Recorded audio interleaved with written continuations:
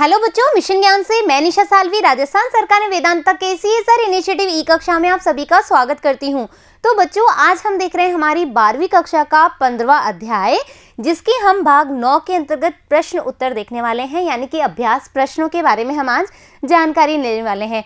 चूँकि आपको मैंने बहुत ही अच्छे से 15वां चैप्टर भी पढ़ाया है, एक एक चीज़, एक एक टेक्निक, एक एक प्लाज्मिड, एक एक वेक्टर बहुत अच्छे से पढ़ाया है, हाँ या ना भाई। जीन क्लोनिंग क्या होती है, DNA लाइब्रेरी या जीन लाइब्रेरी कैसे होती है, हमारी cDNA लाइब्रेरी कैसे बनती है, western blotting, southern blotting, northern blotting, RFLP, हाँ या ना। ये सब चीज़ें मैंने आपको एक एक पॉइंट के साथ बताई है, हाँ या ना। ठीक है, जस्टिफिकेशन देते हैं अपन यहाँ पर।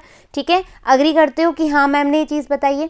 तो आज हमारे वो ही बच्चों क्वेश्चन आंसर बन के आए हैं कि वो ही टेक्निक हमें आंसर में लिखनी है। ठीक है, और कुछ भी नहीं करना है। तो देखते हैं कैसे कैसे क्वेश्चन हमारे पास इस चैप्टर के तहत आते हैं।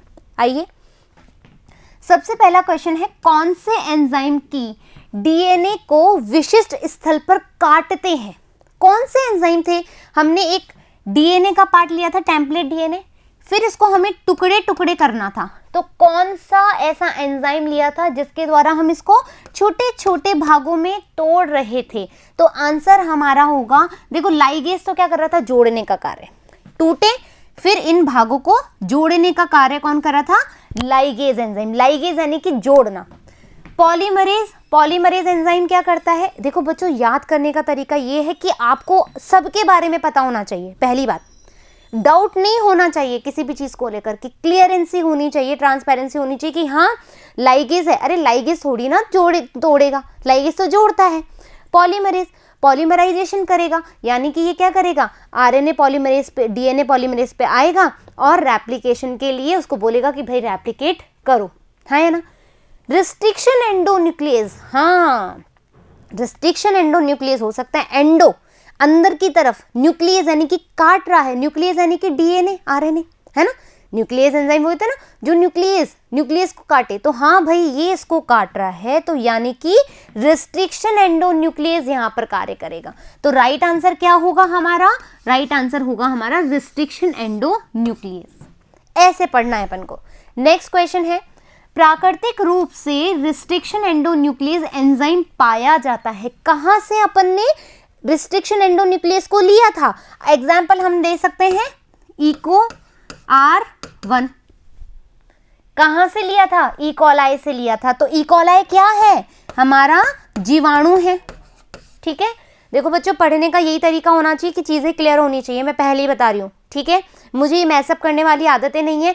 क्वेश्चन कुछ और पूछ रहे, तुम और कुछ थॉट प्रोसेस आ रहे हैं तुम्हारे, तो बेकार है तुम्हारा पढ़ना, अभी बंद कर दो वीडियो। ठीक है, जैसे जैसे मैं पढ़ने के कंसेप्ट बता रही हूँ ना, वैसे वैसे अपने कंसेप्ट क्लियर करके रखा करो। हमने पूछा प्राकृतिक रूप से जो रिस्ट्रिक्शन एंडोन्यूक्लियस एंजाइम हमें पाया गया था, वो कहाँ से पाया गया था? जीवाणु से, विषाणु से, पादपों से, जंतुओं से।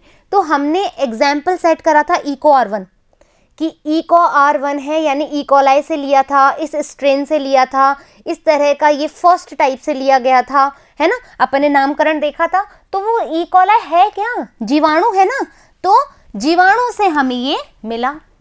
ऐसे पढ़ना है हमें। नेक्स्ट, वाहक DNA क्या है? वाहक, अब वाहक है, एक स्थान से दूसरे स्थान में ले जाना है, तो वाहक DNA क्या है? प्लाज्मिड है, cDNA है, संश्लेषित DNA है, ये उपरोक्त सभी। cDNA क्या है? mRNA से जब अपन ने DNA बनाया, तो यानी कि ये वाला पार्ट नहीं होगा।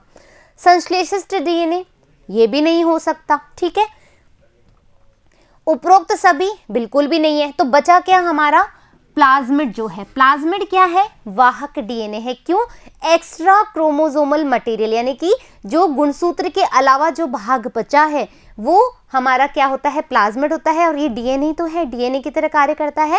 तो वाहक DNA क्या है? हमारा प्लाज्मिड है। क्लियर। नेक्स्ट हमारा M13 किसका उदाहरण है? M13 क्या था? एक फाज था, है ना, बैक्टीरियोफाज था, ठीक है। यानी कि ऐसा विषाणु जो कि जीवाणु को मार दे, जो कि जीवाणु को किल कर दे, है ना। तो ऐसे विषाणु को अपन क्या कहते हैं? बैक्टीरियोफाज, जीवाणु भोजी। M13 इस जीवाणु भोजी का एग्जाम्पल है। देखो क्वेश्चन में ही आंसर है। M13 उदाहरण है, किसका उदाहरण है? ऐसे विषाणु का जो जीवाणु को किल करते हैं, ठीक है, ऐसे विषाणु का जो जीवाणु को इन्फेक्ट करते हैं, इन्फेक्शन कॉज करते हैं, तो M13 उसका उदाहरण है। यानी कि आंसर क्या आएगा? ब, जीवाणु भोजी का उदाहरण है। क्लियर बात? डीएनए खंडों की पहचान में कौन सी ब्लॉटिंग टेक्निक का प्रयोग किया जाता है? क्वेश्चन पढ़ो, किसके खंडों के बारे में बात हो रही है? डीएनए खंडों के बारे में। ब्लॉटिंग टेक्निक तो है, ब्लॉटिंग आती दिमाग में नहीं, हाँ southern blotting, northern blotting, western blotting, no. Question पूछा है किसके खंडों के बारे में? डीएनए के खंडों के बारे में, है ना, डीएनए के खंडों के, ना कि आरएनए के, ना प्रोटीन के। तो कौन सी ब्लॉटिंग टेक्निक होगी? कौन सी ब्लॉटिंग होगी? सदर्न ब्लॉटिंग होगी। नॉर्दर्न ब्लॉटिंग, यदि अपन नॉर्दर्न ब्लॉटिंग करेंगे तो आरएनए के बारे में होगी। यदि अपन वेस्टर्न ब्लॉटिंग करेंगे तो प्रोटीन के बारे में होगी। और यदि अपन सदर्न ब्लॉटिंग के बारे में बात करेंगे तो डीएनए के बारे में बात होगी। ऐसे कंसेप्ट क्लियर करके रखो तो आंसर सीधा सीधा क्या आ जाएगा हमारा? Southern blotting. नेक्स्ट, डीएनए के मुक्त सिरों को जोड़ने का कार्य। अब वही, पहले काटा हमने रिस्ट्रिक्शन एंडोन्यूक्लियस से, हमारा काम हुआ, हमने अब इसको जोड़ दिया, इसके सिरों को हमने यहां से जोड़ दिया। कौन कार्य करेगा? Ligases enzyme. लाइसोजाइम नहीं, मैंने अंतर बताया था इसके अंदर पढ़ाते वक्त। लाइगेजेस इसका आंसर होगा। नेक्स्ट क्वेश्चन, जंपिंग जीन किसे कहते हैं? भैया जो जंप करते हो, जो जंप करते हो वो जीन कौन से होते हैं? तो मैंने बताया था कि ट्रांसपोसोम्स को हम जंपिंग जीन कहते हैं। और ये जो आरडीटी टेक्नोलॉजी है ना, जो जीन अभियांत्रिकी की है, उसमें बहुत ही महत्वपूर्ण भाग अदा करते हैं। ठीक है, 1989 में जो मुलिस है उसने किसकी खोज करी थी? तो मैंने बताया था कैरे मुलिस जो है उन्होंने किसकी खोज की थी? पॉलीमरेज श्रृंखला प्रक्रिया की या पॉलीमरेज चेन रिएक्शन की, पीसीआर की। तो पीसीआर की जो खोज करी थी वो कैरी मुलिस ने करी थी। तो राइट आंसर क्या होगा? पीसीआर। नेक्स्ट, सीडीएनए के निर्माण में प्रयुक्त होता है। अब अपन को सीडीएनए लाइब्रेरी बनानी है, सीडीएनए बनाना है। तो सीडीएनए कब बनाते हैं? जब अपन एमआरएनए को यूज लेते हैं और हमने प्लांट लिया, प्लांट में से अपन ने एमआरएनए को आइसोलेट किया, एमआरएनए को काटा, फिर इससे हमने डीएनए बनाया। ऐसी लाइब्रेरी बनाई थी अपन ने, हाँ या ना? तो हमें क्या चाहिए? एमआरएनए, मैसेंजर जो मैसेंजर आरएनए है उसके द्वारा ही अपन सीडीएनए लाइब्रेरी बना सकते हैं। Get it? अच्छा, एक क्वेश्चन, ऐसा क्या रीजन है कि हमने सिर्फ एमआरएनए लिया, टीआरएनए आरआरएनए नहीं लिया? इसका आंसर आप करेंगे क्योंकि बहुत ही सस्ता सा आंसर है, सस्ता बोले तो इजी आंसर है। ठीक है, इसका आंसर आप करेंगे। क्या जरूरत पड़ी है एमआरएनए की? टीआरएनए और आरआरएनए का क्यों पार्टिसिपेशन नहीं हुआ? है ना, सोचने वाली बात है ना भैया, एमआरएनए से ही सीडीएनए क्यों बना, आरआरएनए टीआरएनए से क्यों नहीं बना? इसका आंसर आप देंगे। नेक्स्ट, EcoR1 नामक एंजाइम का स्रोत है। अपन से पूछा है EcoR1 है जहां से अपन ने एंजाइम निकाला। भैया ये रिस्ट्रिक्शन एंडोन्यूक्लियस एंजाइम का टाइप है, उदाहरण है एक। तो EcoR1 हमने कहां से लिया है? जीवाणु से लिया है, शैवाल से लिया है, पादप से लिया है या उपरोक्त सभी से? अभी हमने बात करी थी इकोलाई से लिया है। इकोलाई क्या है? एक जीवाणु है। नेक्स्ट, अति लघुत्रात्मक प्रश्न, पुनर्योगस डीएनए तकनीक की खोज किसने की थी? जो पुनर्योगस टेक्निक है ना भाई, डीएनए खंड को काटा, दूसरे में जोड़ा, ये टेक्निक हमारी क्या कहलाती है? पुनर्योगस डीएनए टेक्निक कहलाती है। इसकी खोज किसने करी? तो हमने बोला था 3 नाम आपको अच्छे से याद रखना है। कौन कौन से? स्टैनले कोहन, बोयर और उसके सहयोगी ने ये जो है तकनीक खोजी थी। क्लियर? नेक्स्ट, पुनर्योगस डीएनए प्रौद्योगिकी की परिभाषा। अब हमें उसको एक्सप्लेन करना है, एक डेफिनेशन देनी, एक परिभाषा देनी है। किसी भी जीव के डीएनए में हेरफेर करना, यानी कि इसका डीएनए तोड़ा, दूसरे के डीएनए में जोड़ा, क्या कहलाई? पुनर्योगस डीएनए टेक्नोलॉजी कहलाई। हाँ, किसी भी जीव के डीएनए में हेरफेर करने के लिए आवश्यक प्रभावी प्रक्रमों, बहुत सारी स्टेप्स होती हैं जो अपन कर चुके हैं, उसको हम क्या कहेंगे, पुनर्योगज डीएनए प्रौद्योगिकी कहेंगे।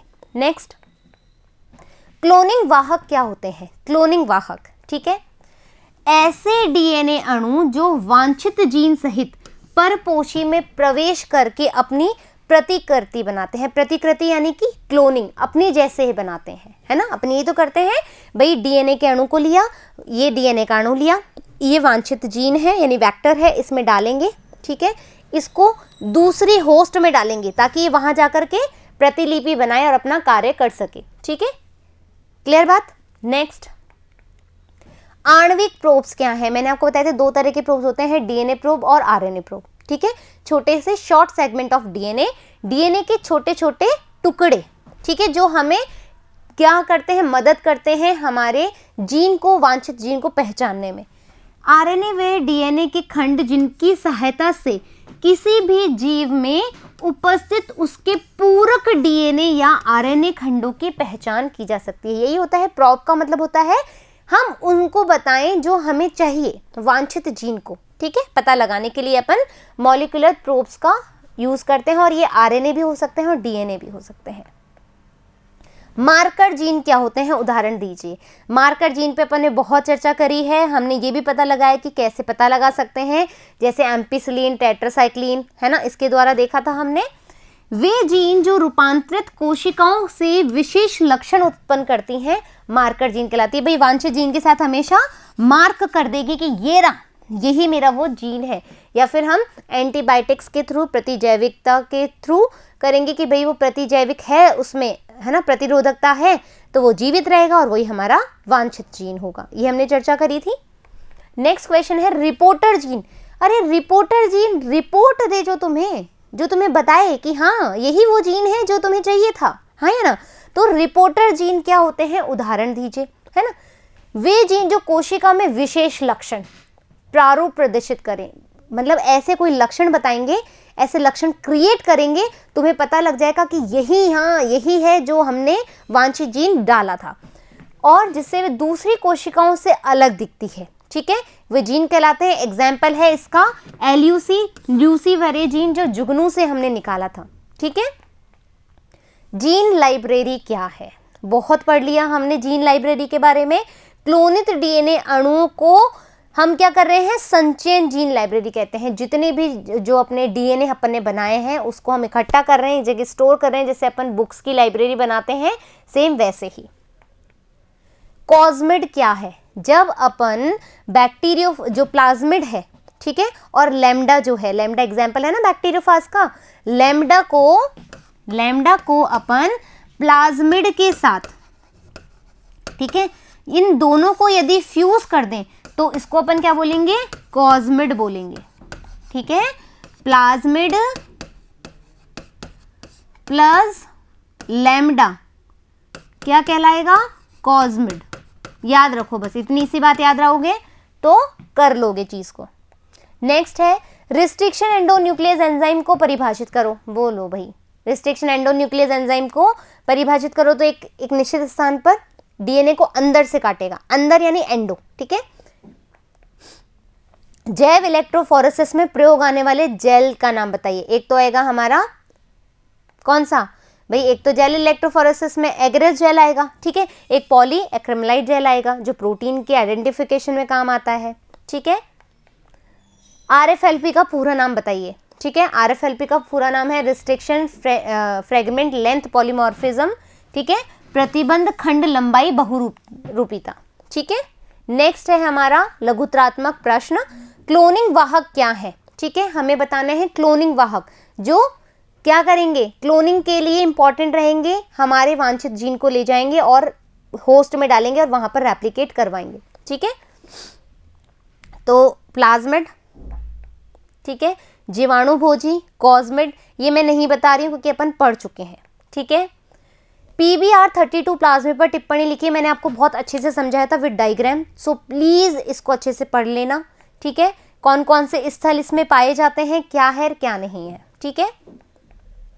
निम्नलिखित पर टिप्पणी लिखिए, सदन ब्लॉटिंग, डीएनए फिंगरप्रिंटिंग, पॉलीमरेज श्रृंखला अभिक्रिया, रिस्ट्रिक्शन एंजाइम का नामकरण और वाहक के लक्षण। हमने एक एक एक एक चीज अच्छे से पढ़ी है। मैंने एक एक एक इसलिए बोला है क्योंकि अपन ने वाकई में one step, each and every step बहुत अच्छे से एलोबरेट करके पढ़ी है हर टॉपिक में, ठीक है।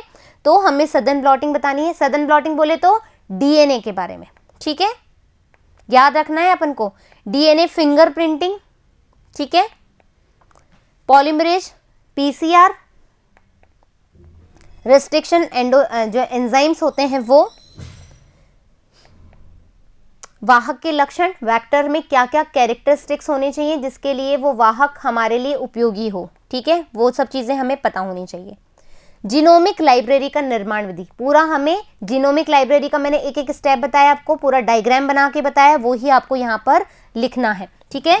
दाता कोशिका का संपूर्ण जीनोम लिया, रिस्ट्रिक्शन एंडोन्यूक्लियस से काटा, डीएनए खंड वाहक डीएनए में डाले, वृत्ताकार पुनर्योगज डीएनए आ गया अपने पास, फिर जीवाणु कोशिका में प्रवेश कराया, बहुलीकरण हुआ उसके अंदर, डीएनए प्रोब द्वारा पहचान कर ली, जीन लाइब्रेरी का निर्माण हो गया। क्लियर बात। वाहक के रूप में जीवाणु भोजी की उपयोगिता। अब अपन को बैक्टीरियोफाज जीवाणु भोजी के बारे में बताना है कि वो क्यों इंपॉर्टेंट होता है, ठीक है।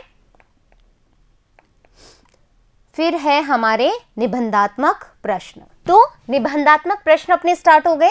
जीन अभियांत्रिकी की पुनर्योगज डीएनए तकनीक की विभिन्न चरणों का उल्लेख करना है। अब अपन को क्या करना है, देखो क्वेश्चन क्या है अपना कि अपन को जेनेटिक इंजीनियरिंग देखनी है, यानी कि जीन अभियांत्रिकी देखनी है।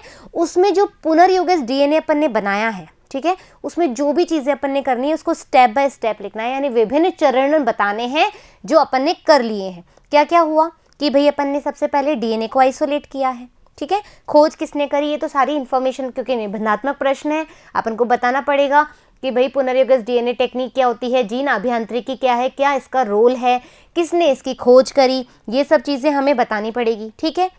फिर है ब्लॉटिंग टेक्निक का विस्तृत वर्णन करना है, ठीक है। ब्लॉटिंग टेक्निक का हमसे ये नहीं बोला सदर्न ब्लॉटिंग, हमसे ये नहीं बोला नॉर्दर्न ब्लॉटिंग, हमसे ये नहीं बोला वेस्टर्न ब्लॉटिंग, अपन से बोला है ब्लॉटिंग तकनीकों का वर्णन करना है, यानी कि अपन को सारी टेक्निक्स बतानी पड़ेगी, ठीक है। ब्लॉटिंग टेक्निक कैसे करी थी हमने, भाई रिस्ट्रिक्शन एंजाइम हमने डीएनए लिया, रिस्ट्रिक्शन एंजाइम से उसको कट किया, ठीक है, फिर अपन ने उसमें क्या डाले, एंजाइम्स डाले, फिर अपन ने उसमें प्रोब्स दिए थे, फिर हमने उसमें डाला था, एक पॉलिथीन में पैक कर दिया था, ये सब चीज़ें याद है। वो ही चीज़ें अपन को ऑटो रेडियोग्राफी अपन ने कर ली थी ठीक है, एक्सरे के द्वारा, याद आ रही, वही चीज़ हमें यहाँ पर बतानी है। प्लाज्मिड पर विस्तृत टिप्पणी कीजिए, क्या बोलना है अपन को, प्लाज्मिड पर अपन को विस्तृत टिप्पणी देनी है। प्लाज्मिड पर विस्तृत टिप्पणी हमारी क्या होगी देखते हैं। तो प्लाज्मिड, अब बच्चों अपन को क्या बताना है कि किस तरीके से, है ना, प्लाज्मिड जो है वो किस तरीके से काम करेगा, कि भाई अपन ने क्या किया कि क्लोनिंग वाहक जो वेक्टर है उसका अपन ने चयन कर लिया कि भाई किस तरीके से क्या क्या क्वालिटीज़ होनी चाहिए। फिर हमने देखा कि हाँ ये क्वालिटीज़ के बाद में जो प्लाज्मिड है उसके बारे में देखो अपन ने खूब सारे वाहक बता दी, क्योंकि निबंधात्मक प्रश्न है। जो ब्लॉटिंग वाला अपन ने क्वेश्चन करा, मैंने कहा बहुत सारी तकनीकों के, आपको क्या करना है, अपन को पहले ब्लॉटिंग टेक्निक के बारे में बताना है, फिर अपन को ये भी लिखना है कि सदर्न ब्लॉटिंग क्या है, नॉर्दर्न ब्लॉटिंग क्या है, वेस्टर्न ब्लॉटिंग क्या है। इससे आपका आंसर भी बढ़ेगा और आपकी नॉलेज भी। बस ध्यान रखना है अपन को टाइम का, जितना पूछा जाए उतना आंसर करना है। यदि आपके पास टाइम है तो आप थोड़ा सा इनोवेटिव और क्रिएटिव हो सकते हो, ठीक है, नहीं तो ज़रूरत नहीं है।